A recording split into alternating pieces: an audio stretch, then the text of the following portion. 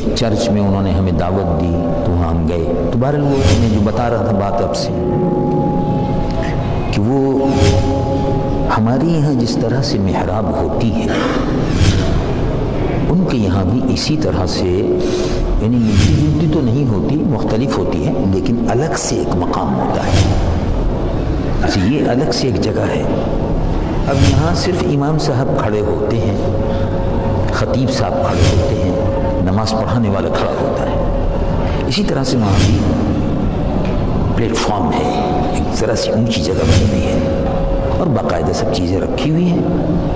اور سامنے ہم لوگ تو زمین پر بیٹھتے ہیں، لیکن وہ لوگ بینچیں اور کرسیاں وغیرہ لگی ہوئی ہوتی ہیں چرچ میں عیسائیوں کے، وہاں کے بیٹھ جاتے ہیں. اور اس کے بعد ان کے اپنا پادری صاحب جو ہیں وہ پھر انجیل مقدس کو کھولتے ہیں، پڑھنا شروع کرتے ہیں اور دعا ہوتی ہے، واعظ ہوتا ہے، نصیحت ہوتی ہے، جو بھی ہوتا ہے ان کا اپنا. اس طرح وہ ان کی عبادت ہوتی ہے. اتوار کے دن کسی کو بپتسمہ دینا ہوتا ہے، بیپٹائز کرنا ہوتا ہے، جس کو بیپٹائز کہتے ہیں، وہ کرتے ہیں. یہ مختلف رسمیں ہوتی ہیں. گناہوں کی معافی کے لیے ان کے یہاں ایک طریقہ ہے کہ ہر آدمی یا عورت یا مرد تو ان کے یہاں مخلوط ہوتا ہے، برابر میں بیٹھے رہتے ہیں، مرد بھی عورت بھی برابر میں بیٹھے رہتے ہیں. اس مخلوط اجتماع میں سے وہ ایک ایک کر کے سب آتے رہتے ہیں اور پادری صاحب کے پاس آ کے چپکے سے کہتے ہیں. وہ سننے میں بھی آتا ہے کبھی کبھی، کبھی سننے میں بھی نہیں آتا. پادری صاحب سے آگے کہتے ہیں میں نے یہ گناہ کیا، میں نے یہ گناہ کیا، میں نے یہ گناہ کیا. اور کچھ پیسے وغیرہ ہوتے ہیں، وہ ایک پیالہ رکھا ہوا ہوتا ہے، اس میں رکھ دیتے ہیں. اور پادری صاحب پھر کہتے ہیں یسوع مسیح یعنی حضرت عیسیٰ علیہ السلام باپ سے انہوں نے کیونکہ کہہ دیا ہے ہمارے گناہوں کی معافی ہو گئی. تو پادری صاحب نے پیسے بھی وصول کر لیے اور ان کے گناہوں کی بھی معافی ہو گئی. اس طرح سے وہ ایک ایک کر کے جس نے گناہ کیا ہے وہ ہفتے کے ہفتے اپنے گناہوں کی معافی کراتے رہتے ہیں. اور وہ یہ کہتے بھی ہیں کہ حضرت عیسیٰ صلیب پر جو چڑھے تو یہ گناہوں کا کفارہ ہو گیا.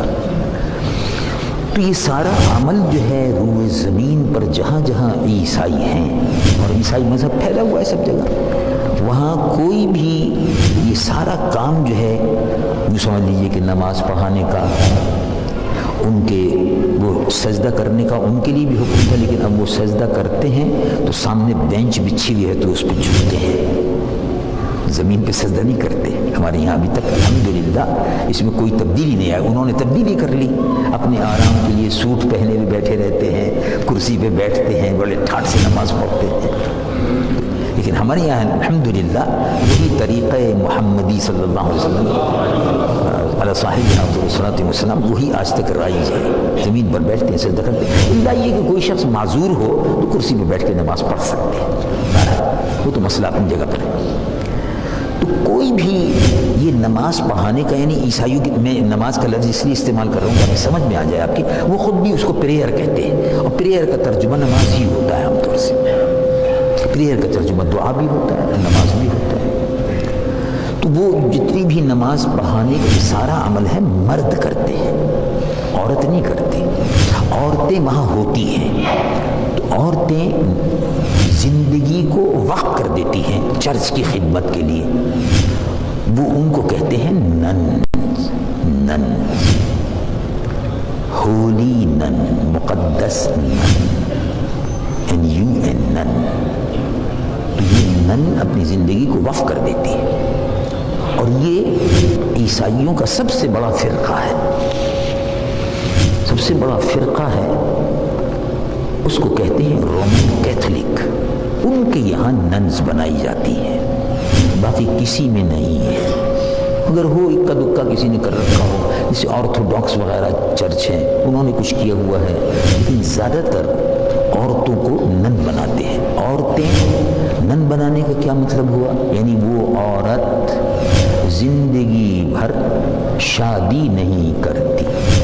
اسی طرح سے عیسائیوں کے جو مذہبی پیشوا ہیں جن کے ذمے نماز پڑھانے کا کام ہے عیسائیوں کی، رومن کیتھولک کے ہاں ان کو شادی کی اجازت نہیں تھی.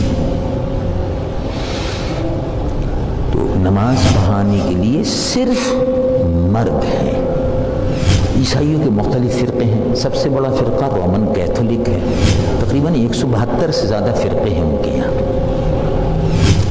تو سب سے بڑا رومن کیتھولک ان کا فرقہ ہے، اور اس کے مقابلے پر نمبر 2 میں پروٹیسٹنٹ آتے ہیں۔